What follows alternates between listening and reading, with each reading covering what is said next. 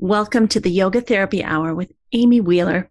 And today I'm going to do a solo episode. And oftentimes I like to teach about whatever it is that I've been going through in life. And I like to share how it is that I use yoga off the mat to help me go through life transitions, to get more clarity, and to make difficult life decisions. So with that, yesterday was the 1-year anniversary of my cancer diagnosis, which I am now 100% free and clear from. I happen to have a doctor's appointment on the anniversary, and the doctor said I'm doing great and that I still have to make sure to take good care of myself, but that usually if it were going to show up again, it would be within that first year. So I was kind of waiting for that appointment before I made any big decisions. I had given myself this year to really just care for myself. The first 4 months after diagnosis, I laid in bed and was healing. And I had a lot of time to think and try to get clarity about my life and what areas of my life am I happy about? And do I feel are going well and on track? And what areas are not going as well as I would like? And why is that?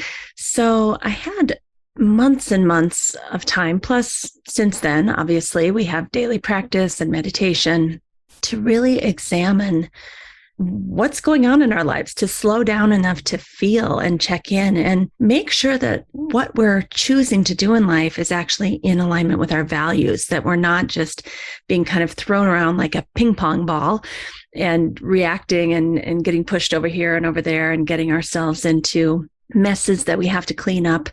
How can we live a very conscious life? And I do believe that takes a daily practice, that you really have to go in each and every day and check in with yourself and slow down enough to feel and breathe. You can do this lying in bed early in the morning or late at night. You can take a break after lunch every day for 20 minutes and do a meditation. You can do exercise. Some people like to do this when they're walking or whatever kind of swimming, whatever kind of exercise. There's many ways you can check in with yourself. And I don't know about you, but for many years, I felt too overwhelmed and too taxed to even take on these questions. So that might be the first step. If you're like, I can't even think about that, you might need to figure out how to pare down your life, let go of some things, so that there's a little more space to have 20 minutes to meditate. I think all of us feel, well, I can't really let go of anything. Well, I think we can. I think we don't want to. I think we like a lot of things in our life. But the truth is, if we really got serious about having clarity and moving through life with more grace, there probably are things that we could let go of. It will just require that we disappoint people, that maybe we let go of some control that we like having, that maybe we have to weave our karma and our dharma in with someone else. And that may be uncomfortable for us. You know, there's an ancient Indian teaching that I've been really thinking about a lot lately. And the story goes something like this, that there was a woman who wanted to get pregnant, and she tried and tried and tried and could not successfully get pregnant. And she was just about ready to give up. And I believe she was talking to some of the gods and said, you know, this is kind of my last shot. I really want to raise a baby and I want to contribute to a future generation through offspring, and so that my family lineage can go forward. And the god or goddess that she was talking to thought for a minute and said, you know what? I've got a solution. I've got a plan. There's this other family over here that has a need. And if you could fulfill that need, maybe we could somehow weave your karma and your dharma together.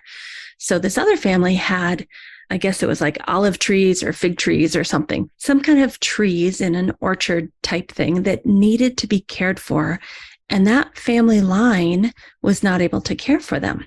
And these trees had been around a really long time and they needed to be supported and loved and taken care of. So the deal was going to be, I'll give you children if you'll go over here and weave your karma and your dharma in with this other family that is needing help to carry on these really beautiful trees to feed people. And the woman took the deal. She was like, sounds good. I've got a place to live. I've got a job, the tree farm, and I'll have children and I'll live happily ever after.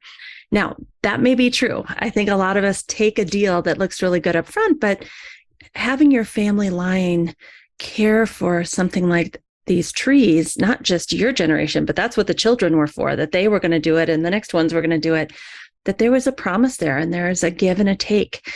And I think for a lot of us, we want all take. We want it all our way all the time, instead of thinking within my values, within my beliefs, within my life purpose, my energetic makeup, my constitution. What am I willing to give in order to get my needs met? And where are these places that we might call a win-win deal? And I think about that story a lot. It's not that I want to give up on my values and my needs in order to trade them in to get something. I don't want to do that. I want to find the places that are a win-win, where she gets the children, but the children are going to help to provide for the trees. Those are the kind of nexus areas that we're looking for in life, and that it is in alignment with our dharma, our life purpose. So I'm going through a really interesting time now that it's been a year and I've decided to kind of open up again and look at what's missing in my life. What do I want more of? What do I want less of? I really want less of these California wildfires. They are every year terrifying to smell the air 6 months a year and figure out if there's going to be a fire coming up the hill and burning down your house. That's not a fun thing. I had something called Snowmageddon, where we got, I don't know, somewhere around 12 feet of snow last winter, and all of our electricity was off for many, many days.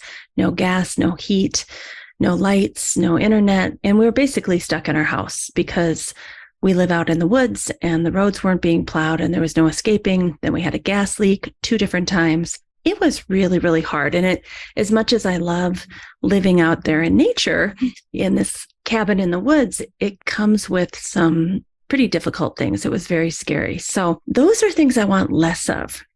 What do I want more of? I want more time with family, especially my parents as they're getting older. I want a local community that I can get nourishment from and participate in. I have a global community.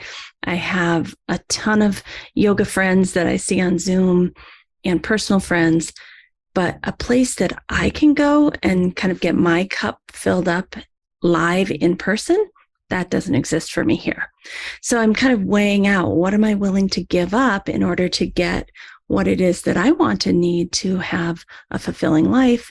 And then with the idea in mind that it's not just all about me, right? I have a husband. We care for all these rescue animals, which isn't always easy to, just up and move with a bunch of animals. It's actually a pretty big deal for us to try to figure out how to move to the next step with all of these animals that we have agreed to be the guardians of. To us, that is part of our dharma. That is part of our life purpose. It's what we value, that if an animal needs help and they come to our doorstep, we laugh, we call it the cat distribution system, that we are going to help. But we just got a new one. We got a new little stray, and his name is Teddy Glenn, after my dad. So these are the kinds of things that some of you might be thinking about and kind of weighing out what's best for my family, what's best for me. How can I make my life more joyful, more abundant? Are there ways I can shape my life, or your life in this case, with what we already have and just tweak it and refine it a little bit? Or do we need to make some big, bold, courageous moves and kind of realign? And so that's what I want to talk about today. Life transitions, evaluating through the lens of yoga therapy and the ancient texts of yoga, dharma, life purpose, and how do you have clarity? How do you have viveka? So those are kind of the topics that I want to talk about today. Welcome to the Yoga Therapy Hour. My name is Amy Wheeler, and I'm your host. The Yoga Therapy Hour is here to support you on your mental, emotional, and spiritual journey. We talk about things like nervous system regulation, spiritual connection, how to be more involved in your community, how to communicate well, how to manage your mental health. There are so many things that we are excited to share with you in Season 5 of the Yoga Therapy Hour podcast, and we hope that you will share it with your friends, family, colleagues. All right, let's get into today's episode.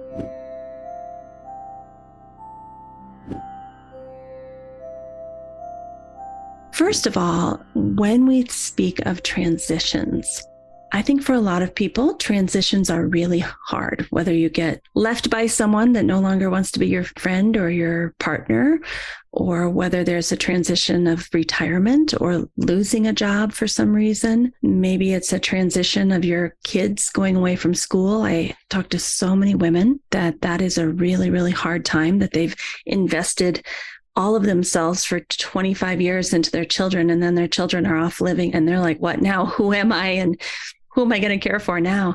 So these times of transition are times that I think it's important to slow down, to breathe, to feel, and to rejoice in this opportunity to look at, what do I want in the next 5 or 10 or 15 years for my life? I don't think we can go too far out.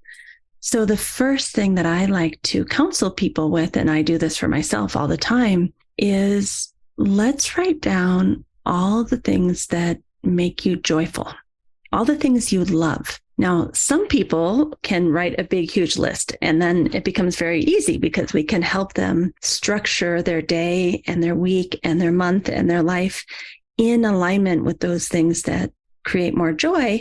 And the things that create less joy, we can kind of shrink down and start to let go of. However, there are some people that cannot think of anything that brings them joy. So then the exercise might be about discovery, about, well, why don't you try go looking at the wildflowers? Have you tried bowling? Have you tried painting? Have you tried walks with your neighbor, right? Just thinking of new things and ways to kind of get them alive again. So there may be something in that area.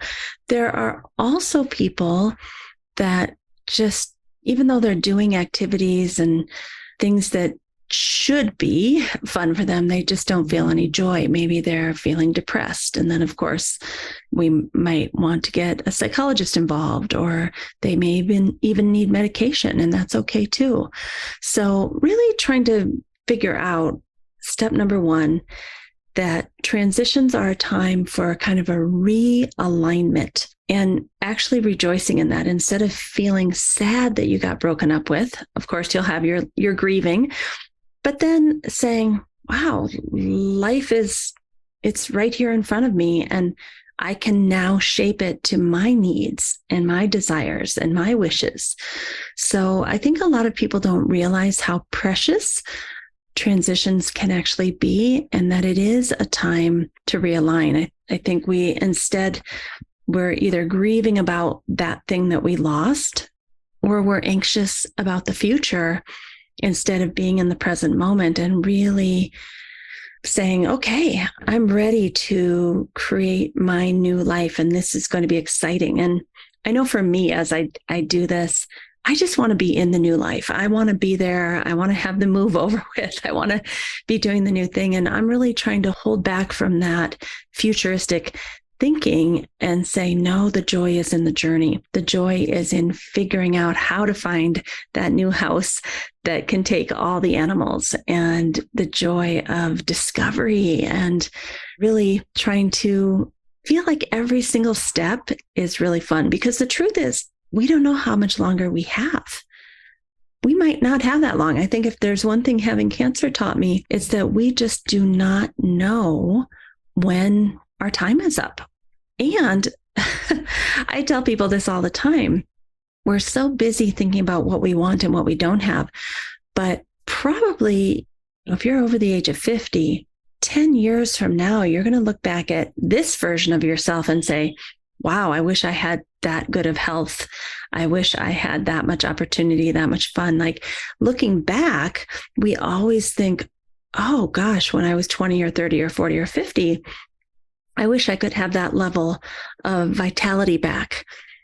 And then obviously life has moved on and we can't go back to age 20, 30, 40, or 50. So why not say today, I'm really happy for this level of vitality that I have right here, right now, and I want to make the most of it. I do think there are some of us and many of us that are in what we call a life lock, meaning there's not a lot of room for changing the Rubik's Cube around. Do you remember those Rubik's Cubes with all the colorful squares and you had to figure out the puzzle on how to turn it right 3 times and then left 4 times and then go up and down and get all the Rubik's Cube colors on the right side of the Rubik's Cube?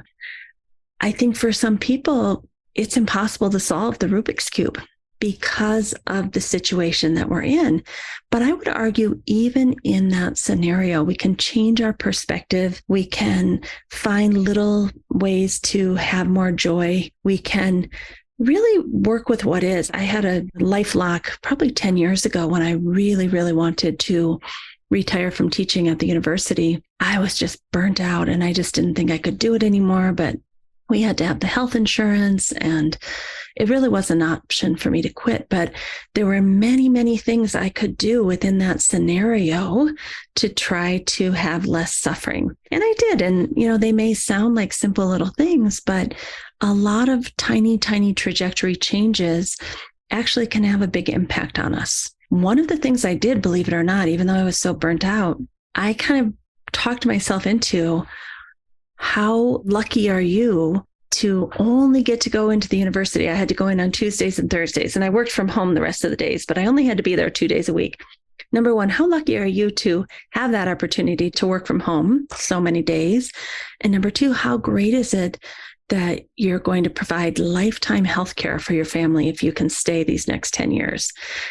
That's a long time to talk yourself into things like that, but I tried to find the gratitude and the good things, even though there were some really, really challenging things too. So it could be somewhat of a change of perspective.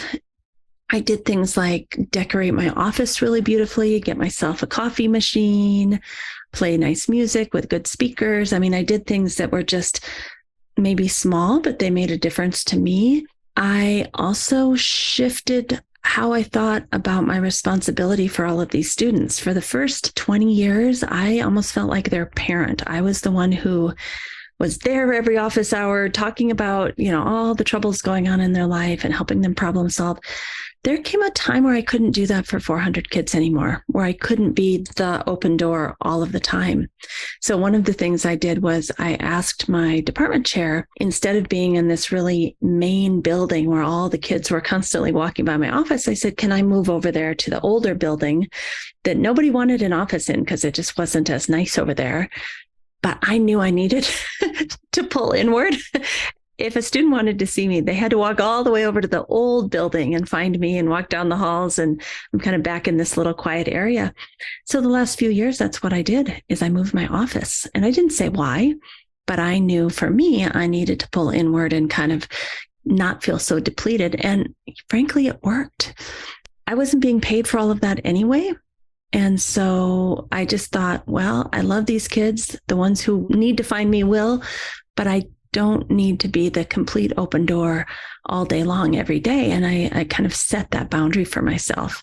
So some of you out there who are feeling depleted and feeling like you don't even have time, energy to figure out what the next steps of your life are, maybe you need to just set some boundaries. Maybe you need to tune into yourself and figure out what your needs are and then set the boundaries around your time, your energy, and your space. And that is included with family. Even my animals, I set boundaries with them. And I know they could have more time, energy, and love from me, but I give what I can within my capacity, maintaining my needs being met too. Same thing with my husband. It doesn't always make him happy that I cannot meet his needs 24/7. But I tell him, if mama ain't happy, nobody is going to be happy. And I am burnt or I'm depleted. And unfortunately, I'm going to need XYZ for myself. And then I do it. I didn't used to be very good at that, but now all of my family and animals and colleagues are respecting that. And the ones that couldn't respect that or didn't want to respect that or were incapable of respecting it, they've left. I know that sounds harsh, but it's okay. It's okay to have both of us acknowledge that what we're doing really isn't working anymore. And that I can't be responsible for your emotions and my emotions. I can't regulate you. I can't always be the one who co-regulates us. I can't be the one who always takes the hard part so you can take the easy part. I can't continue like that. I'm going to give the relationship some time to adjust. I'll give you a year or two to adjust to this new way of being together. But ultimately, you have to do you and I have to do me. And in a healthy way, we can come together. So this process might even, have you losing people in your life that for whatever reason can't show up for you. I think that's okay. There's grieving that comes with that. There's longing. There's wishing it could have been different. But if you truly both gave it your all and the puzzle piece didn't fit together, it's okay. We can move on with love. And again, this is part of aligning with the future that you need. It doesn't mean you're throwing people out. Oh, you don't work for me anymore. Goodbye, get away. No, it's not that. It's communicating, here's my needs. Can you do that? Can we meet in the middle? No, we can't. All right, here's another try. That's not going to work either. If you go back and forth in an honest way and communicate and it just can't work, it's okay. Let's move on with love. So I just want to say that because sometimes this process of transitions and getting clarity and living within alignment, it can be a painful one. And, we even have some challenging feelings after we let people go out of our lives. I know there's some of you out there that you've had to let really cherished friends and family and colleagues go. And I would just say when that longing comes up, that if we could have just done this, or if it could have worked out, or why can't they be different, or why can't I be different? Instead of allowing those ruminations, which are only deepening the habitual samskara or pattern of pain inside us, can we flip it? Can we say, I love you. We are not in relationship at this time, but we had a lovely X amount of years together. I love you from a distance. I send you peace. I send you love. I do this all the time. Anytime I start to get a little wound up about someone from my past that is no longer present with me, I just tell myself, nope, I'm not going to ruminate on that. I'm going to send out love. And I don't consider that spiritual bypassing because I've done the work with them for long enough to understand that the puzzle piece didn't fit. It's not like I just tossed them out and then spiritually bypassed. I may have worked with someone for several years to try to see if we can meet each other's needs. And then we couldn't. So I've done the work and therefore I can let go of the outcome. That's what we call Ishvara Pranitana. And there's also always an opening. Time changes people. Anger goes away. People figure out they have different values, different needs. There's always the opening to come back and try again. It's not when we say goodbye that it's forever. I think if we kind of cultivate a loving kindness towards people with very strict boundaries, we could have them come back. I heard one of my friends was telling the story about when she opened her yoga studio, she had so many tasks to complete. It was a lot. She was working 17 hours a day. And one of her friends and colleagues was just picking at her. Why did you do it this way? Why didn't you do it that way? How come you don't have the right this or the right that? And how come you haven't done this yet? And so my friend had to say, you know what? I don't think it's going to work out for you to work at the yoga studio. It was too much. They had tried to work through it. It didn't work out. And she let this person go out of her life and with loving kindness just said, this is not going to work. And a year later got an apology letter saying, now I'm realizing how much I was picking on you. And I can see that you had more on your plate than you could even do. And it was inappropriate. And I care about you. And I just wanted you to know. So sometimes time will take care of these things. So the summary up until this point is we all have transitions in our lives. It is a beautiful opportunity to reevaluate our lives and our vision for our lives and to try to find ways to build the new life where there is more meaning and purpose and alignment with our deepest values. Now, the whole values thing could be a whole nother topic. It might have to be another podcast, but I'll just touch on it briefly. Your values are the things that you're doing right now. Your values are the things that you're doing right now. That's what you value. I had this realization that I feel like my relationship with my parents is one of my most important things in life, but yet I live thousands of miles away from them and only see them a couple times a year. What are my true values? Well, I'm living my values, obviously. And if I really value seeing my parents on a weekly basis, then I would live in Minnesota. So I think we have all these pie in the sky ideas about I value this and I value that, but if they're not aligning with what you're actually doing, I think that's something to take a look at and either admit that that's not your value or admit that there's something even more important that is more valuable that kind of overshadows that one, or make a change and say, wow, I really do want to live in alignment with what I claim to value. So that's a whole nother thing, but things to think about. All right. So now let's say you're in this transition, you're doing this work to figure out what you want and you want to have clarity. You don't want to make a bad decision and end up regretting it. So then we go to these ideas of dharma, right action in life, and having faith and conviction that you are living within your dharma, and also having faith and conviction that you're able to communicate your needs to your loved ones. Because when you make a shift, it impacts everyone around you. So some of us don't have the clarity to even know what right action is. Others of us don't have the strength and conviction to follow through with that right action. And some of us are just too chicken to communicate our needs. We just kind of duck out and geographically relocate or ghost somebody. We just don't have the courage to say what we need and why we need to make this change. Now, there are exceptions to that. For example, if you're in a relationship with a true narcissist, they will never hear you anyway, and you might have to duck out. But that would be something that you don't diagnose on TikTok, although it's tempting, that you actually go get some mental health support around and figure out if you're just being a chicken or if this person really is dangerous and you have no choice but to duck out. So that is the Indian philosophy of dharma coming from the Bhagavad Gita, this whole story with Arjuna and the war that he is in and wondering, how is it that I'm going to take care of future generations?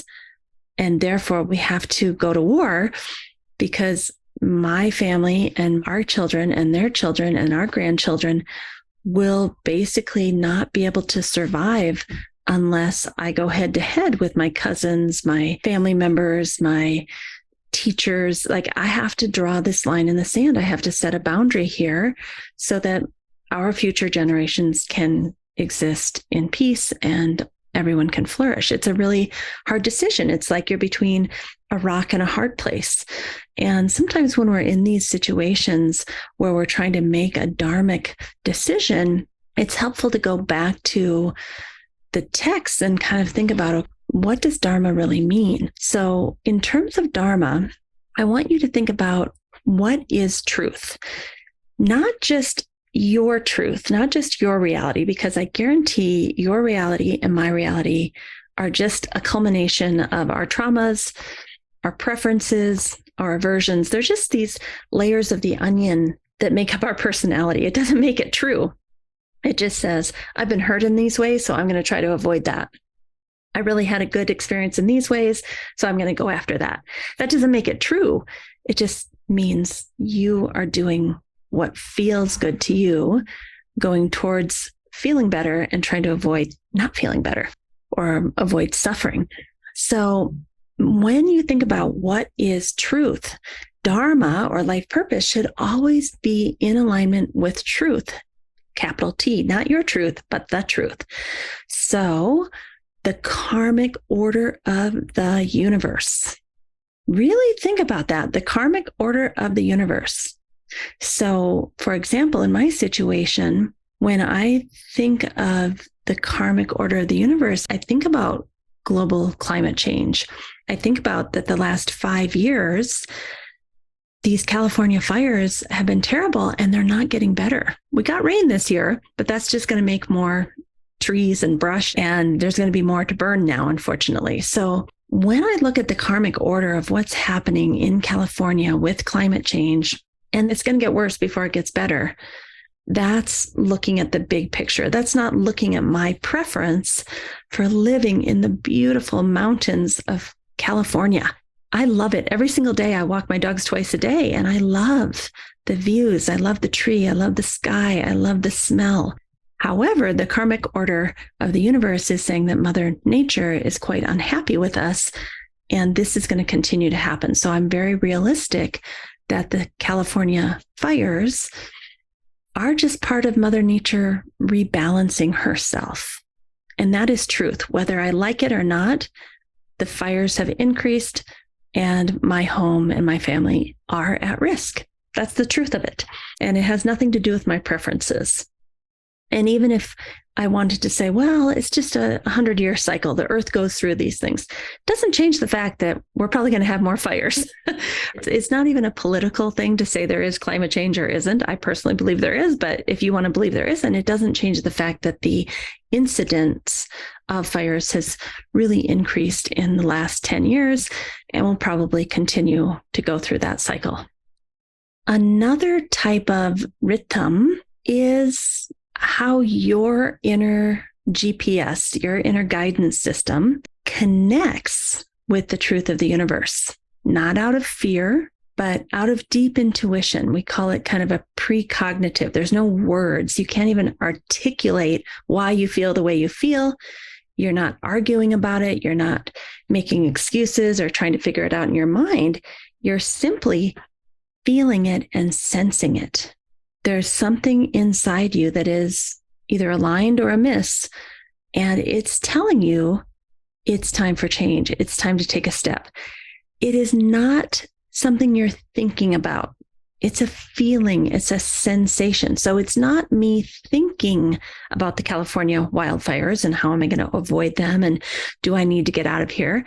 That's all on the surface. What I'm talking about is there's something deep inside you that you can't even label, that you can't talk about, that you can't explain to anyone, and in fact, maybe have no desire to try to explain it to anyone. It's just a feeling. It's a sensation. It's an inner knowing. I was talking to my friend Marlisa the other day, and the way that we described it to each other was there's like a buzzing inside. And maybe buzzing is even too strong of a word. It's like a dancing of molecules that, for me, it starts kind of in my lower abdomen and goes up through my heart space and my throat. And I just feel like a dancing. And I don't know what it is, and I don't know what it means, but I'm willing to listen to that. What is that telling me to do? How is that impacting me? When do I have that dancing feeling inside, and when don't I? I don't even try to put words to it because it's way beyond words.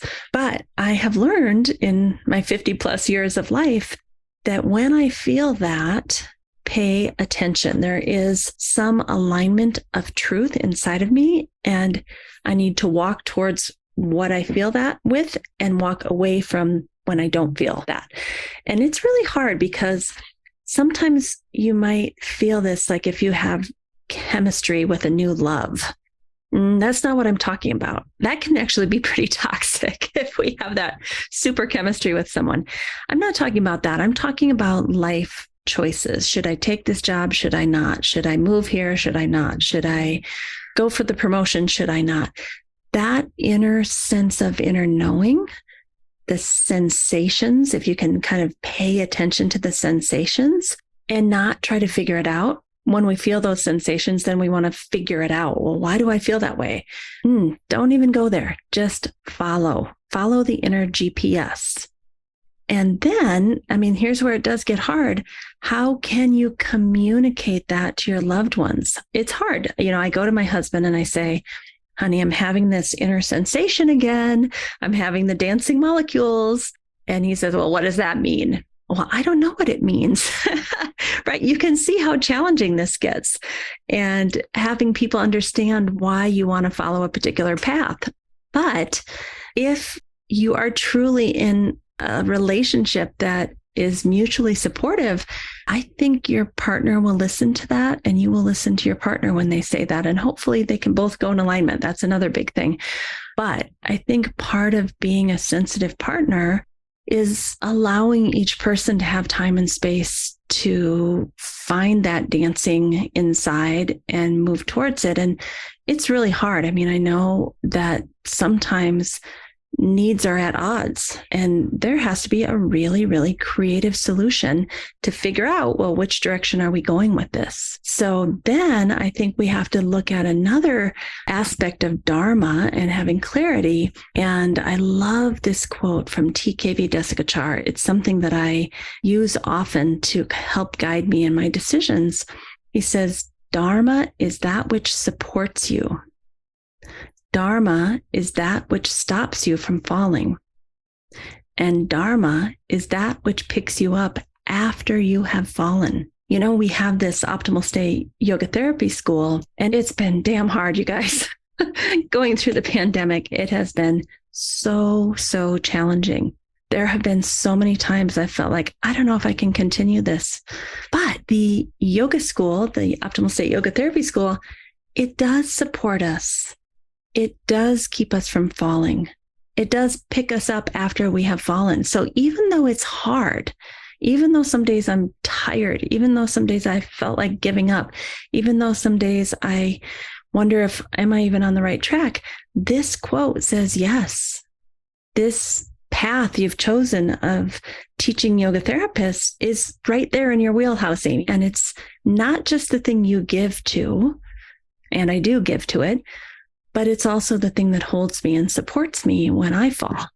So that might be another way to look at Dharma. Is it's not saying you should give up on hard things, or even that you shouldn't go towards really hard things, but is that ultimately going to support you and your loved ones?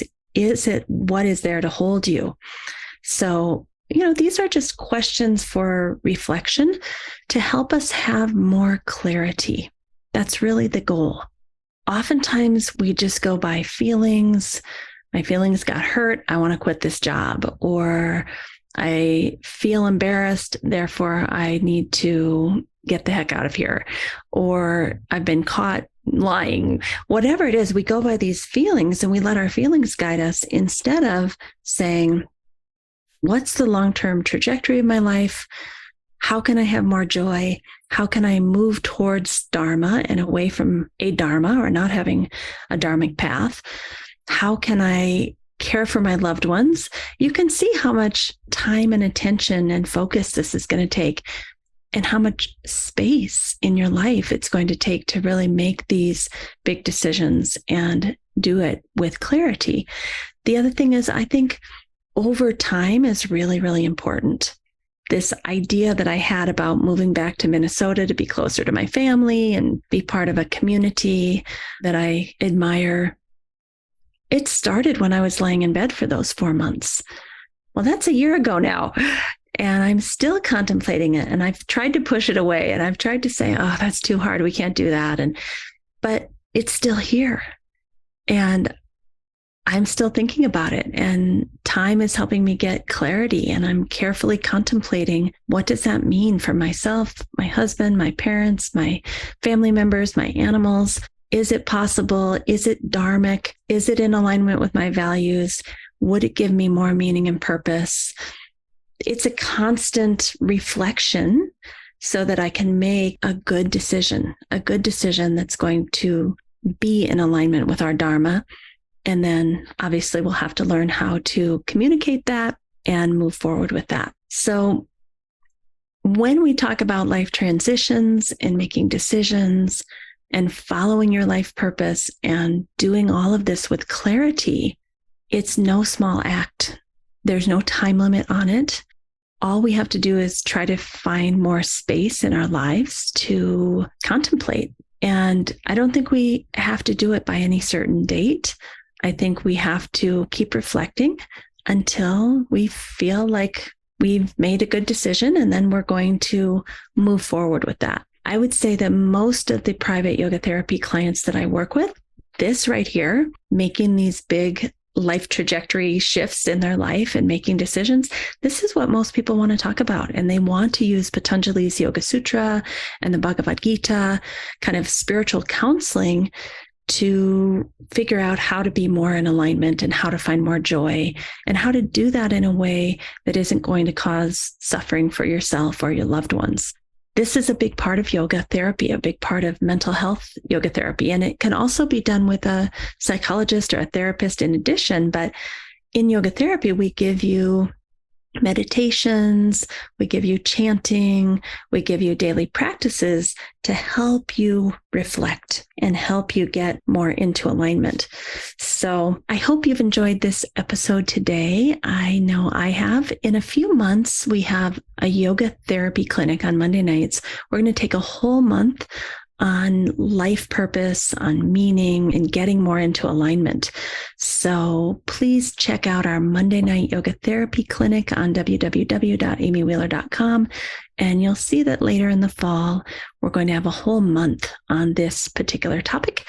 And we'd love for you to join us. It's $59 for your entire household to go through the 4 classes during the month. And I think people are finding these Monday Night Yoga Therapy clinics really enjoyable. So I would love for you to join us.